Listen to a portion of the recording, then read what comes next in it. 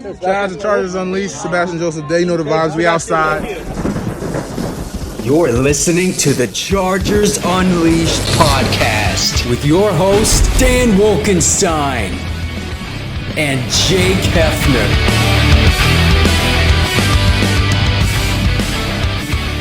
Welcome to another edition of Chargers Unleashed. Jake Hefner and Dan Wolkenstein here with you from the LAFB Network. Today's show, of course, being brought to you by BetOnline, Charger Bowl Family, Rock Solid Sports Memorabilia, Liquid Death. If this is your first time tuning into this show, make sure to hit that like and subscribe button on YouTube. You can also follow us on Facebook, Twitter, Instagram, Spotify, and Apple Podcasts. Dan Wolkenstein, undermanned, outgunned, injuries galore. Turned out it wasn't that much of a deal because at the end of the day, none of that mattered when it came to the win and the loss column.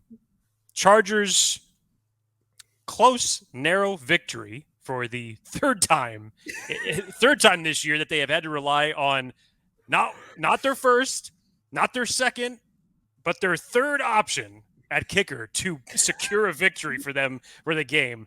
Dicker the kicker, Cameron Dicker comes through in the clutch.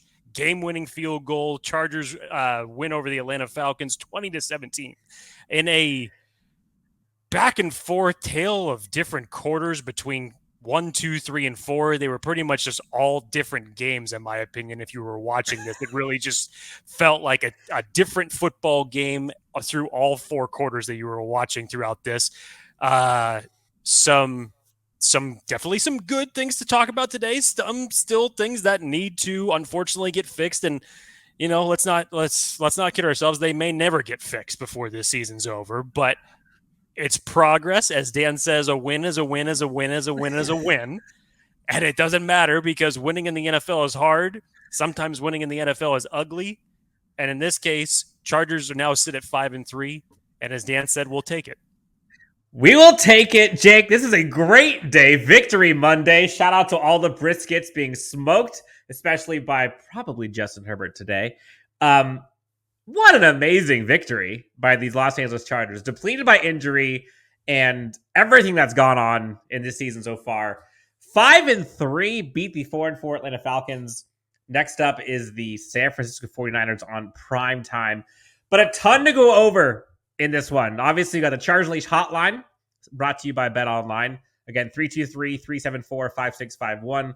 Leave us a voicemail with your takes before, during, or after a game. We'll go ahead and get them on the next show. You can also text Unleashed to 31032 to get your info into us. Jake, before we get into all of the excitement, because I got a lot of feelings to share and get off my chest here, mainly about, is Brandon Staley actually coaching better than people are giving him credit for? Is Justin Herbert back? What's the defense like? Should we be concerned? Should we be optimistic? All this stuff to come into play, as well as one and only Josh Palmer breakout show. Jake, over under number of kickers the Chargers are going to start this year. We've already had 3. I'm going to put the line at 3.5. I mean, hopefully it doesn't exceed Dicker the kicker. If it does, we're just some really bad injury luck. I mean, if we weren't already in it before, you're going to tell me that it's going to go over 3.5 kickers on the season and still have this type of production? You can only bend that branch so far before it ultimately breaks. The Chargers have been fortunate with the kicking situation that has not come back to bite them in the ass this season. So, Dustin Hopkins, get well soon. Please come back. Not to say that the other 2 gentlemen have not been great in the interim, but still, you'd feel good. I mean, remember, we are talking about a guy who was ready to go to a Carrie Underwood concert until he got the call to say, "Nah, you know what? The backup to our starter is injured. We need you to be the backup to our backup. So please come and secure us a victory." Winner, Chargers kicker. That's all that matters. Gotta love it. Jake, talk to us about our friends over at BetOnline. Well, as everybody should know by now, BetOnline is a spot that you will always find the latest odds and team matchup information, players, news, and game trends all over at BetOnline right now. And as your continued source for all sports wagering information, BetOnline features live betting, free contests, and giveaways all season long. Always the fastest and easiest way to bet on all of your favorite sports and events, whether that's NFL, NBA, NHL, MMA, tennis, boxing, or even golf. Head on over to betonline.ag and join and receive your 50% welcome bonus with your first deposit. And make sure to use the promo code BELIEVE, that's BLEAV, to receive your rewards.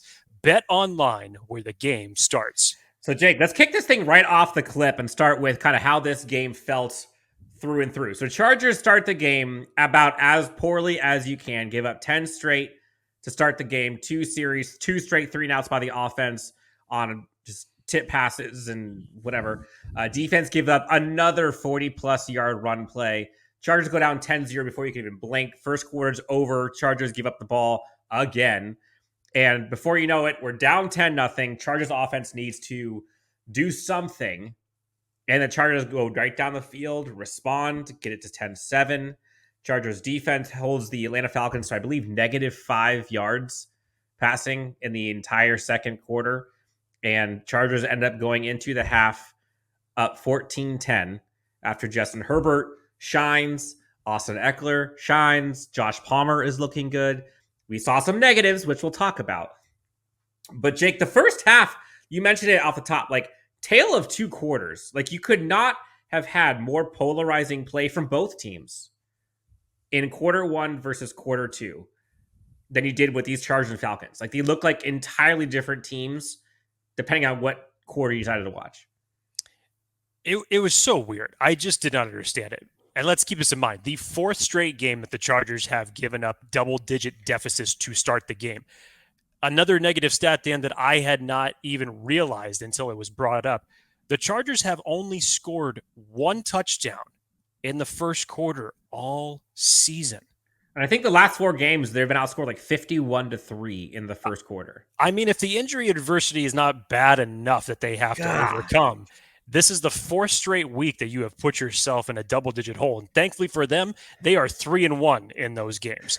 But come back, kids. You'd like to see your offense get off to a better start than that and be a little bit more efficient and give your defense a break, especially when they are still giving up the 40-plus yard plays, because those first couple possessions for Atlanta just looked like an absolute cakewalk. The defense was allowing Marcus Mariota and Cordero Patterson and Tyler Elliger to do whatever it was that they wanted to do back there. And as the announcer said it, like this looks like practice to the Atlanta Falcons. That's what it looked like out of the gate. And you would have thought for a Chargers team that has got a bye week when they really needed it most, given their injuries, given 2 weeks to essentially prepare for this team, you would have thought that they would have came out looking a little bit better than that. But no, they ended up in a 10-0 hole, and then the second quarter starts. And you always hear these kind of things of like, you flip the switch. Some teams can do it, some teams can't. And it's just weird. It's like the Chargers don't fully flip the switch all the way up. They've always been like there's like 2 switches. There's one on offense, one on defense. Yeah, they've been like the team where the switch always sits in the middle, and at any point in time, it's either going to go down, up, or down. Let's say there are 3. Let's say there are 3 switches. Yeah, offense, defense, special teams. Never are all 3 up. No. The term complementary football is a term that is rarely used when you're talking about the Los Angeles Chargers, unfortunately. But second quarter, this offense starts moving with a lot more efficiency. The run pass option, the bootleg that Joe Lombardi was calling in this throughout this game, the repeat plays that he was doing, the bootleg passes that went off to Austin Ekeler for short yardage gains, which ultimately become big gains, ultimately putting points on the board. I liked the efficiency, and holy crap, would you believe it, Dan? You do something consistently and it works, and you still keep doing it. It's an amazing concept. An unbelievable concept that I wish that more coaches around the league would take part. Oh, wait a second. They do. We're just still playing catch up. There's the Jake we know. So 14-10 going into halftime. I immediately called Dan just to get his feedback on the first half. Let's just go quarter by quarter. And did we not even call it, Dan? We're like, look, The way that this game this is literally what happened. First quarter was owned by Atlanta. Second quarter was owned by the Chargers. If math serves us right, the third quarter is not going to be good for the Chargers team. And sure enough, it wasn't. And I'll let Dan continue with the game recap here. So Chargers start the third quarter with already having touchdowns by Austin Ekeler through the air and on the ground. Justin Herbert's already got a touchdown. Then Justin Herbert has a quote-unquote interception, which is off of a Josh Palmer tipped pass, which he should have caught. So Atlanta gets the ball back. And here we are again.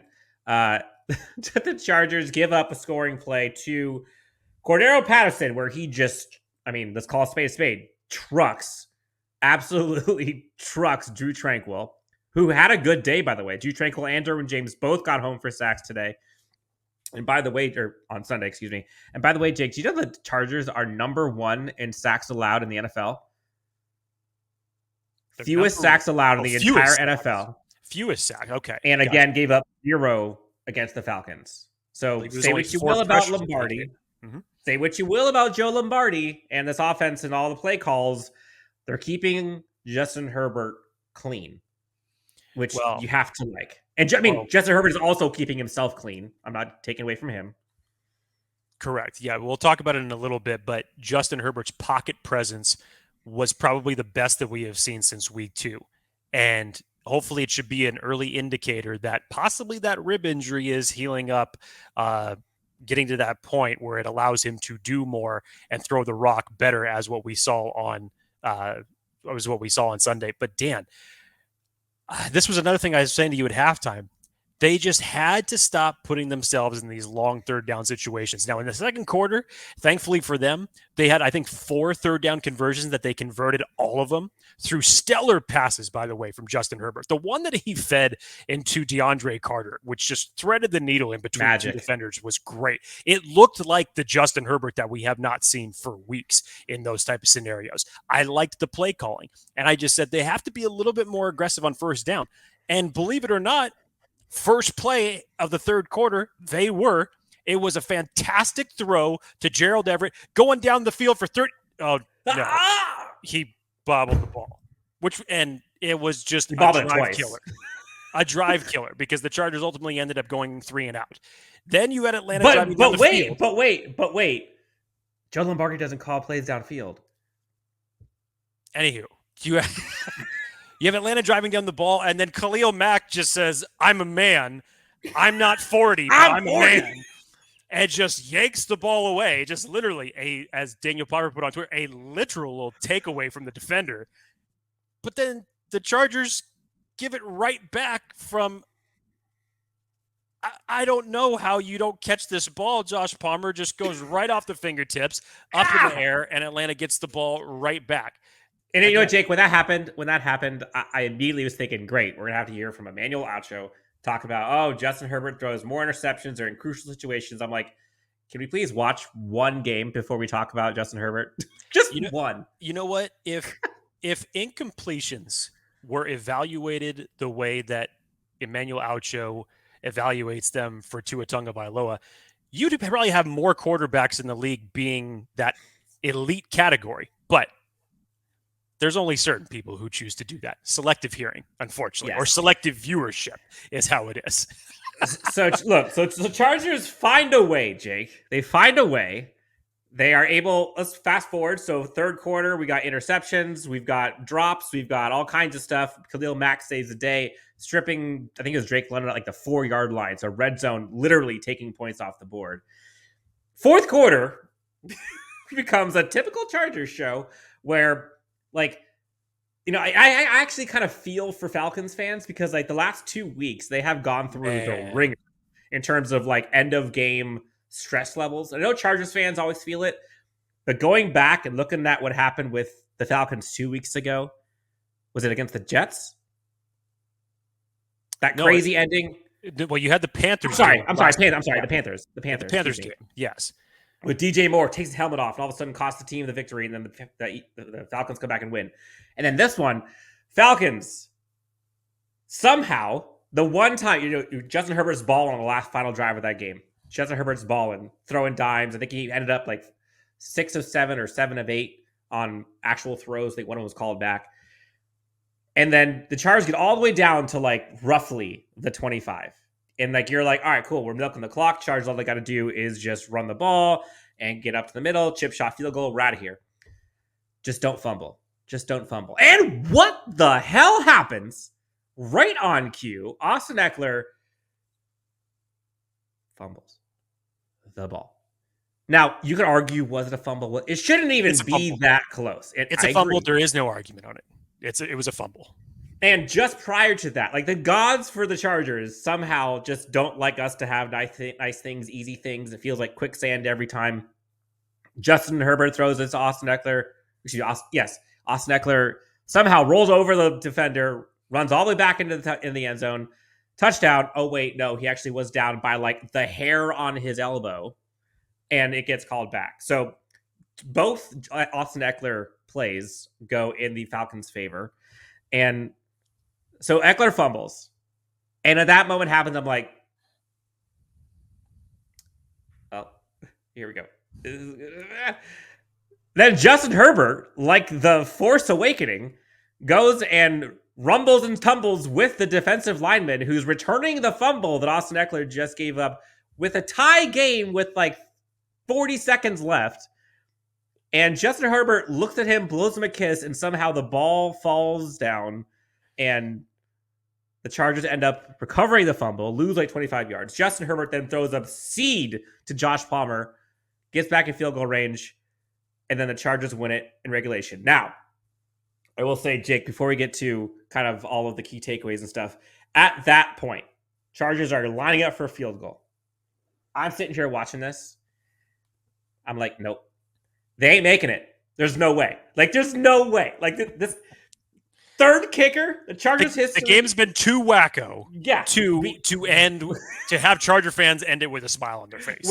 Chargers fans aren't used to endings like that going in the Chargers' direction. And wouldn't you know it, third kicker for the Chargers comes in, game-winning victory. I think that's the second time he's kicked for a team, and he's also gotten game-winning field goals with the other team as well.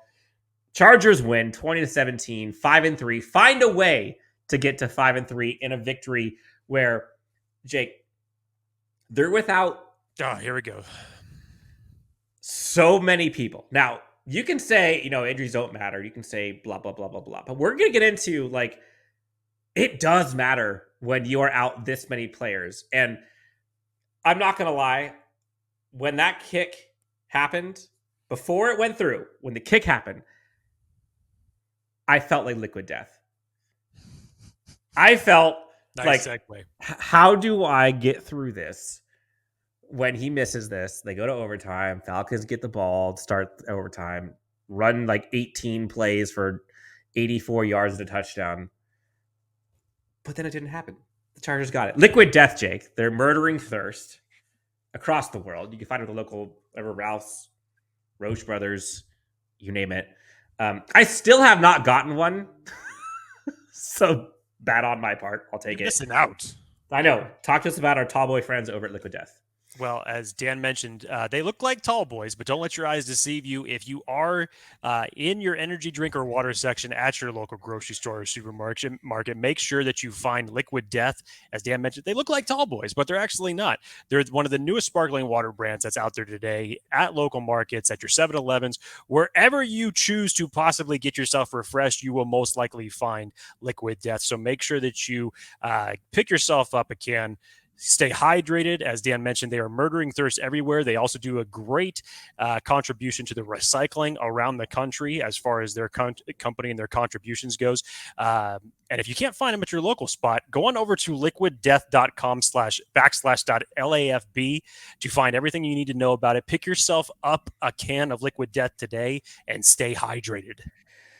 All right, Jake. So Chargers win. Of course, got to go into the Chargers Unleashed hotline. Let's start off kind of the overview and the recap of how everyone's feeling. Again, 323-374-5651. Give us a call, and you'll have your voicemails played and reacted to by Jake and myself.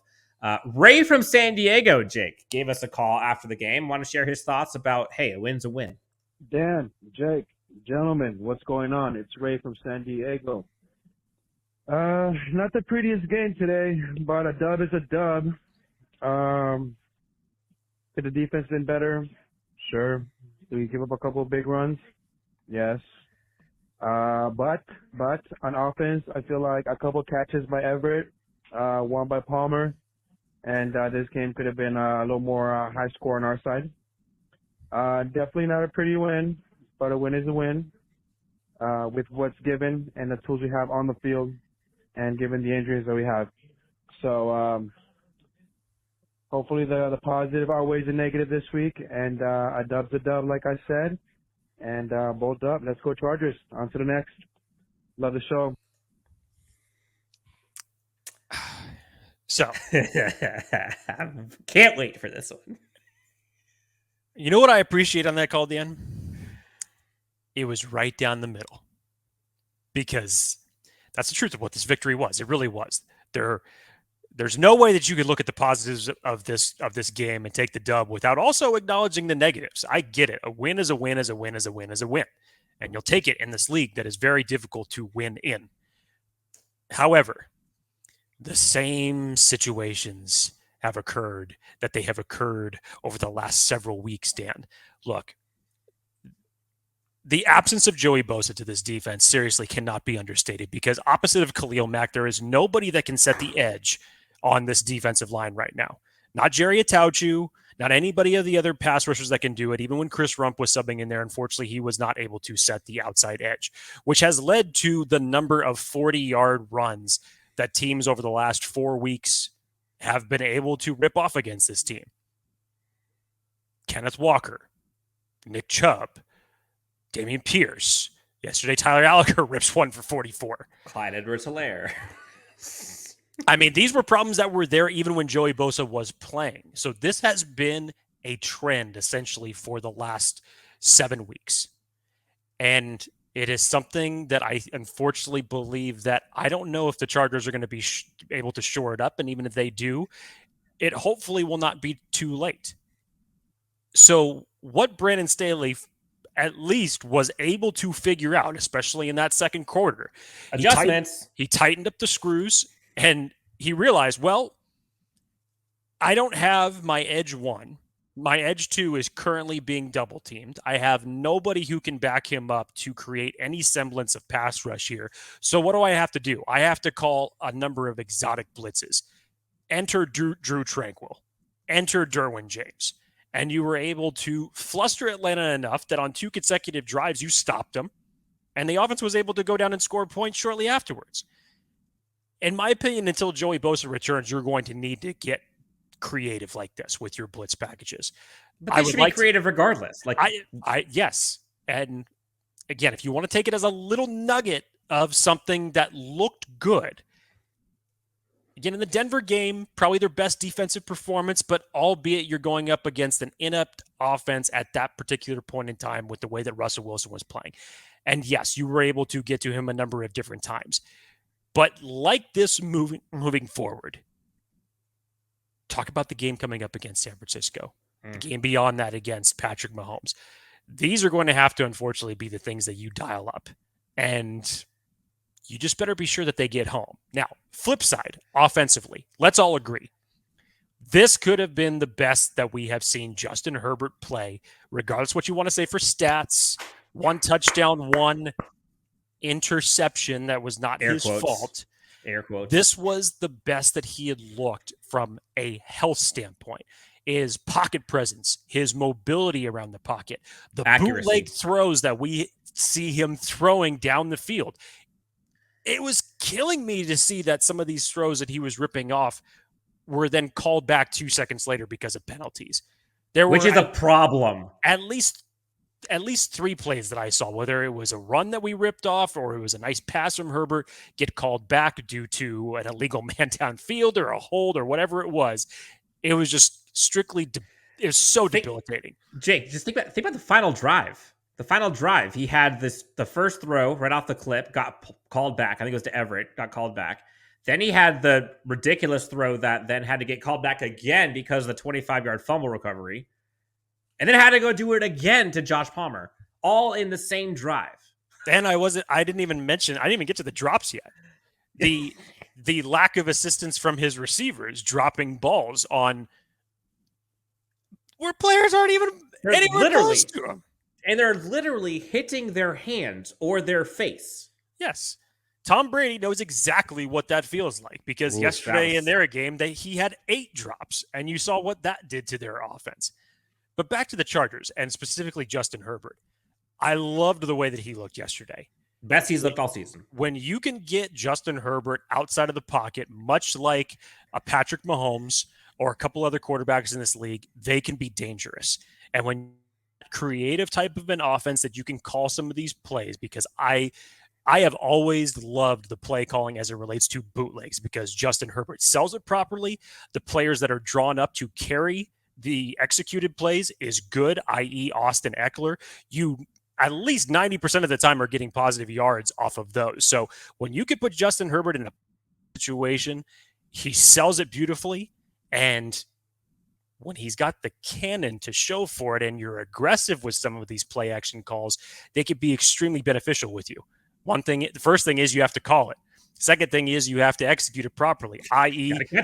catch the ball.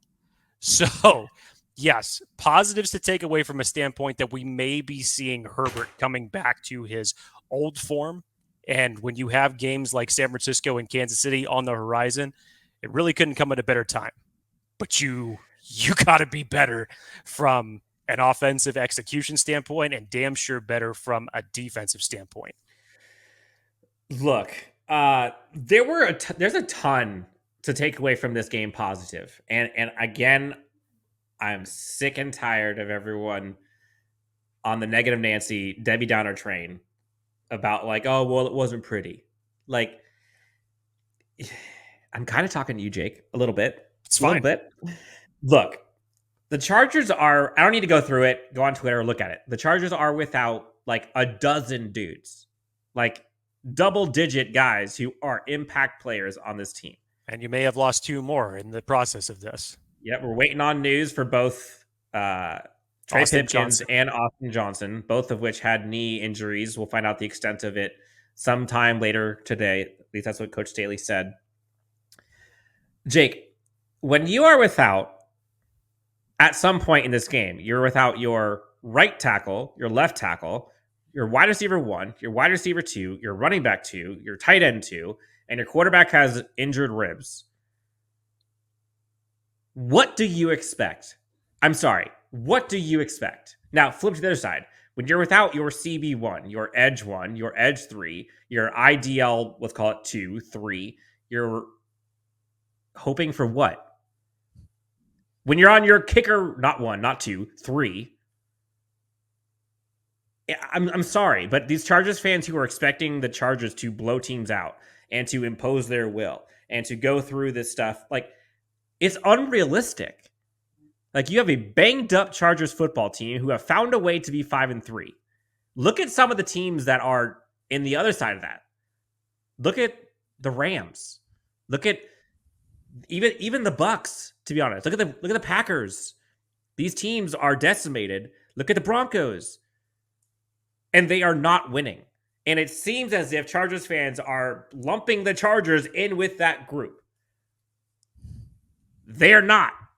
Chargers fans are used to being 3-5 right now, given all that just happened. And they're acting like they are 3-5. Can they be better? Yes. But the Chargers defense actually did pretty darn good yesterday, aside from the first quarter. Can we please get 4 quarters of complete football?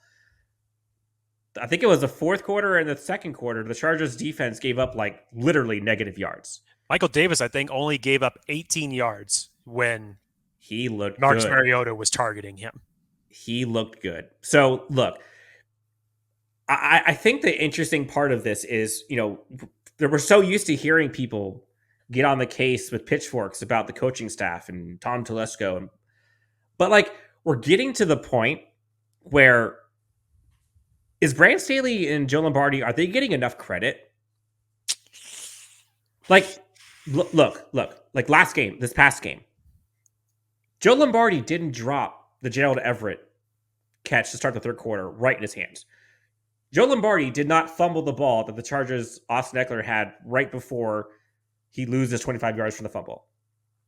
Like, he didn't drop the pass from Justin Herbert that turned it into an interception. Like, these are game-changing plays. Now, you could say, sure, could he and, I don't know, Brandon Staley be responsible for some of, like, the missed execution and, like, penalties and stuff, and they're not in the right mindset with, like, the holdings and false starts and illegal shifts and man down? Maybe. But, like, I don't think it's Joe Lombardi's fault or Brandon Staley's fault that Justin Herbert's passes are getting tipped. Like, I don't, like, sure. I mean, obviously, they could be better. But, like, this was arguably the best we've seen Justin Herbert, the healthiest we've seen him since week 1. And it showed. And he's throwing to Michael Bandy, DeAndre Carter, Josh Palmer, guys that some of them weren't even on the damn team when they made their final roster. And then here they are, now they're making impact plays. So I think we need to pump the brakes and kind of look at a different perspective of what this coaching staff is doing with the hand they are dealt with right now. You have no Keenan Allen, you have no Mike Williams, and you got Josh Palmer going for over 100. Jonah Everett's balling out. Austin Eckler's got 2 touchdowns. Other than like a couple fluke plays that should have happened, like the caller said, this game could have been a lot more lopsided to the Chargers if just a couple things happened the way that they were designed. So I don't know. That's my thought. I know you and many people have been critical on this coaching staff, as have I at times. But looking at just in totality, with all of the headwinds, they're 5-3. And it's a trend. You talk about it. Like, it happens once, could be chance. Happen twice, okay. Like, they're 5-3. They've won how many games that they quote unquote shouldn't? Just saying. All right, Dan. Well, on the flip side of that argument, if there is one trend, because definitely there has been some that have been fortunate, some that have been negative. How about this for a trend? Inconsistency.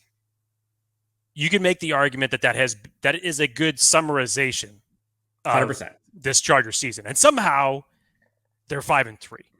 In some alternate universe, this is possible. 100%. I know we want to say that the football gods are a fickle bitch when it comes to the injuries for this team. But then in other times, the football gods have actually said, you know what? Let's give it to them today, i.e. Cleveland, i.e. the fumble, then the fumble afterwards yesterday that took place that got the Chargers the ball back. I'm not ready to start giving credit back to Brandon Staley and Joe Lombardi until I can see a righting of the ship in terms of consistency.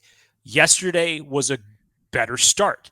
Yesterday, I thought was one of the better coached games in terms of play calling and making adjustments on both offense and defense. Now, me personally, after the bye week, we didn't have a lot to hold our heads up high from, based on the injuries, based on how we went into the bye week after getting the brakes beaten off of us by Seattle. We didn't have a lot to look forward to. So my confidence level in this coaching staff righting the ship and making the adjustments, even after hearing the comments from Brandon Staley, the so-called excuses that we have heard from Lombardi in post-game press conferences, even after wins, for crying out loud, it just didn't seem like optimistic because it was just a continuing thing. We had to hear this one week after the other. So I'll say yesterday was a good starting point. Now,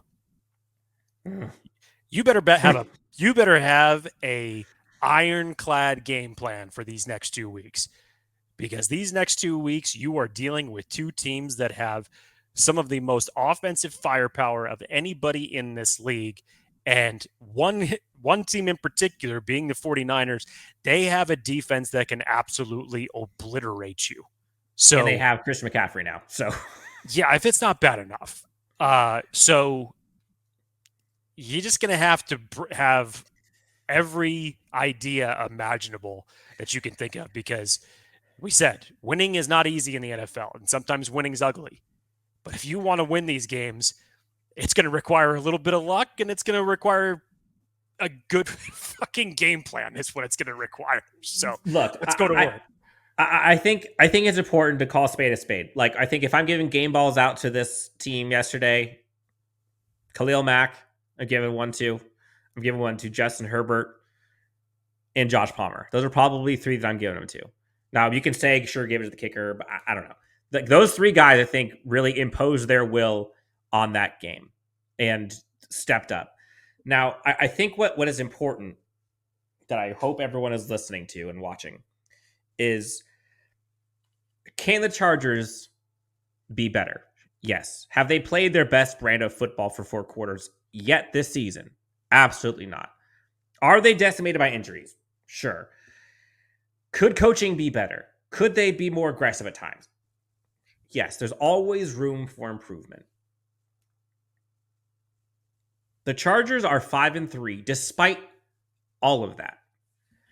Now, if they can continue to kick the proverbial can down the road while they figure this stuff out, which it needs to get figured out, I'm not saying it doesn't, but if they can continue to kick that can down the road while still winning,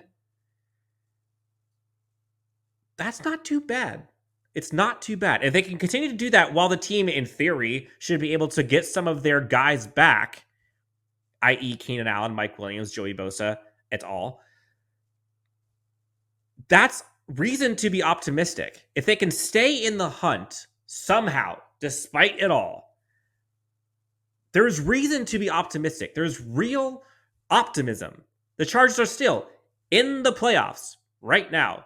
Not just in the hunt, in the playoffs. Have one less victory than the best team in the AFC. Has it been pretty? No. Have they looked like a 5-3 team at times? No. But they're 5-3 and they're trying to get it right.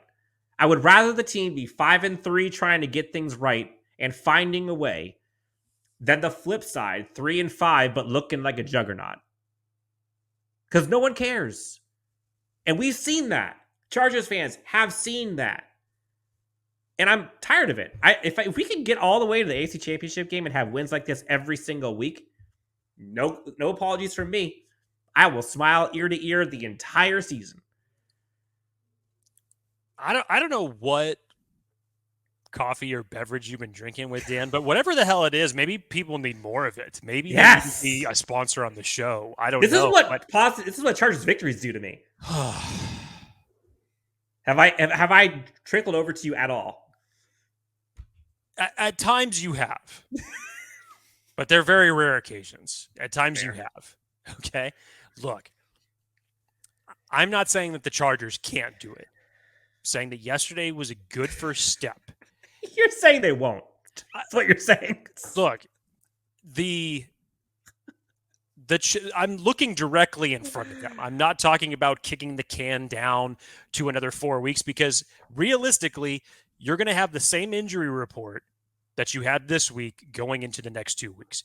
You're probably not going to get Joey Bosa back over the next 2 weeks, which is going to be a huge issue, especially when you have to go up against the likes of a rushing attack like the San Francisco 49ers, and then when you have to go up against a quarterback, the likes of Patrick Mahomes.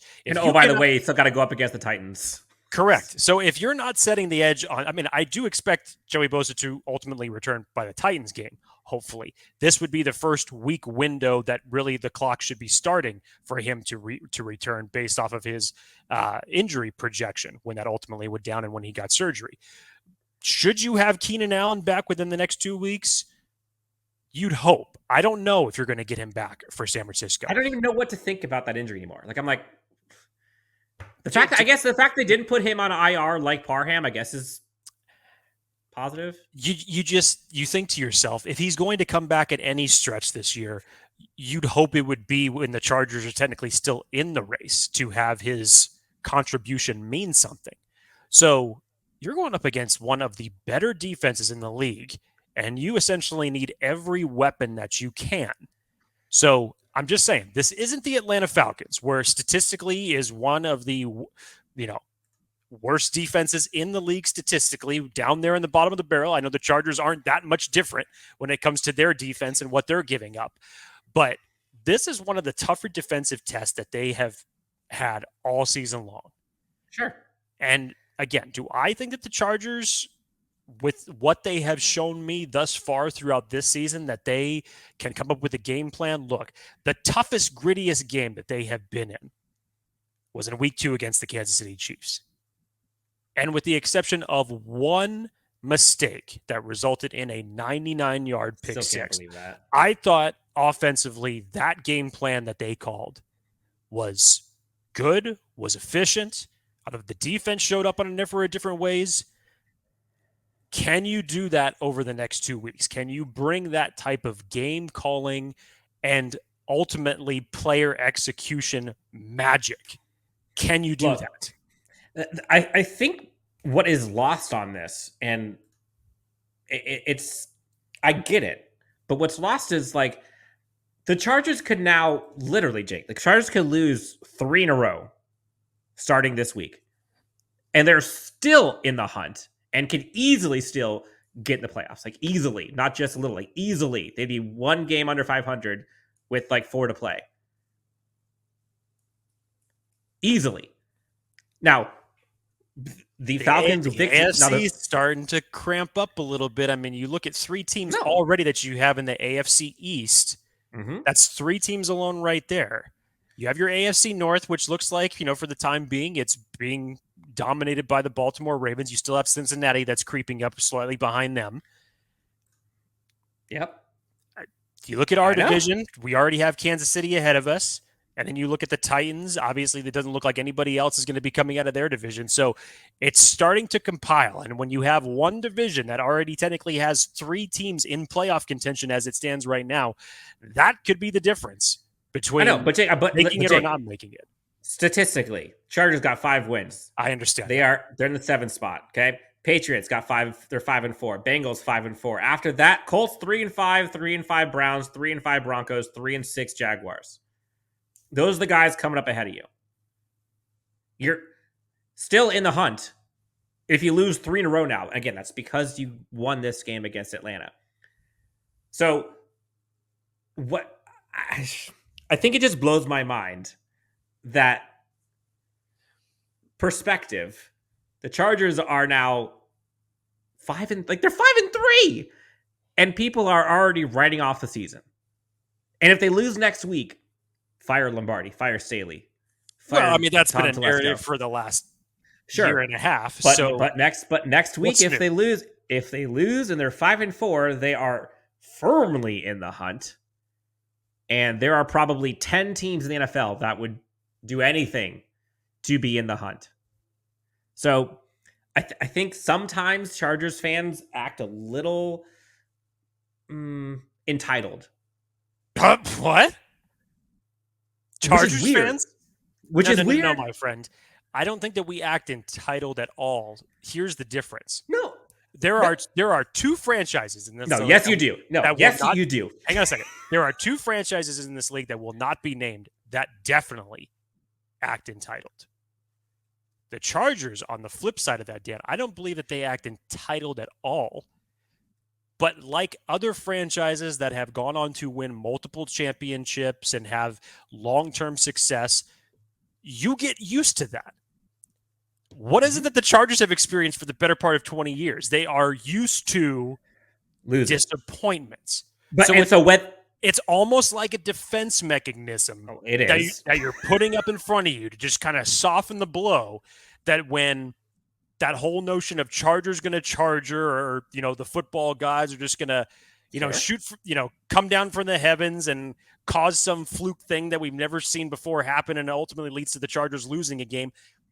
That's what the Chargers fans are used to. Sure. Look, but what I'm saying is Chargers fans are used to disappointment, like you said. They're used to losing, like you said. But when the Chargers win, it's not good enough. They want a better win. The Chargers should be better. Dan's not wrong on this, but do you think the Titans right now are like, man, we played really good. I felt really good about that game against the Chiefs. Like Derrick Henry went around and shook every defensive player's hand yesterday, even in a loss. Yeah. Why? Because they were the only reason that they were in that game yesterday. Mm-hmm. And fast forward 2 months. Do you think they're going to look back and be like, man, that loss was great? Look, we played great, but the loss was great. The Chargers, if there's one thing that we can agree on, take a win. Right now, the Chargers are not world beaters. They have not beaten the brakes off of anybody since last year in the Giants game. That was the last definitive game where you could literally just sit back on a Sunday, put your hands behind your back, crack open a beer, and just enjoy what you were watching. That felt great. You have not been able to experience a weekend like that since then, unfortunately. We thought we could against the Texans, and then nope. Like I said, if I was a betting man, I'd be taking the opposing teams and the points every time. And I'm not saying that just from the standpoint that the Chargers might lose, but this is who the Chargers are. They are always in closely contested games, and whether we as Chargers fans like it or not, that's just the way it is as it stands right now. I'm definitely taking the under on the spreads all the time. Yes. So is there some magical switch that's going to be flipped that's all of a sudden going to turn this team into a, 42-17 beatdown? No, it's not. No. It's just not going to happen this year. Other than everybody getting healthy, which is not going to happen. So to Dan's point, when you know that and when you accept that, take the win when you can get it. No matter how it is, because even the powerhouses of the NFL, the Chiefs, the Patriots when they had Tom Brady, even Tom Brady in Tampa Bay, even the good teams have had to grit out tough and ugly wins, even against mediocre opponents. For God's sakes, how the Kansas City Chiefs even lost to the Indianapolis Colts this year is still beyond my imagination. I don't understand how that happened. But every team has to go through these hardships. And unfortunately, as it stands today, on November 7th of 2022, the Chargers are not the world beater teams. Can they be competitive? Can they be inconsistent? Can they sometimes show signs of brilliance and then just the next drive just rip your heart out? Yes. And that is what we as Chargers fans have to deal with. And it's just who they are. The good news is they're 5-3 currently, the 7th spot in the playoffs, and they won a huge must-have-it. They're 3-1 now on the road, which is pretty remarkable considering this is a West Coast team. Chargers now go up against the San Francisco 49ers. Prime time under the lights where Justin Herbert usually shines brightest. Jake, this has been a fun one. This is stressful. I'm telling you, like, I literally looked over to my father-in-law as the fourth quarter was happening. And I was like, what? Why? Like, why do we have to do this? Now, I know most fan bases probably think the same thing, but like, it just seems extra special for Chargers fans to just have to endure heartbreaks, heart attacks, high blood pressure, too much alcohol. And then like at the very end of the game, there's like the numbness, whether it's a win or a loss. It's kind of like, I don't even know what to think right now. I feel nothing. Look, here is the one thing that I will say about this Chargers fan base is that if games go on like this for the next 20 years, we may all be, in a hospital eventually watching these games for as much stress and anger and, high blood pressure and whatever the hell they're going to put on us through repetitive Sundays through the fall. But yet Chargers fans still turn on the TV and watch. They are still one way or another, even if they're positive or negative.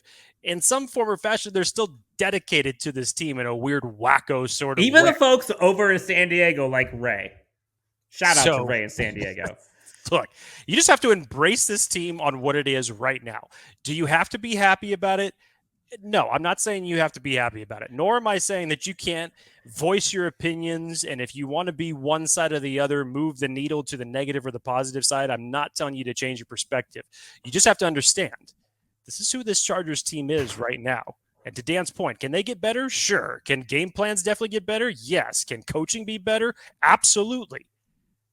But this has just been a tumultuous year for adversity that this team has had to, let's just say, endure. And moving forward, hopefully you're still in a position where playoff contention matters when you get some of these guys back. And hopefully it'll mean something.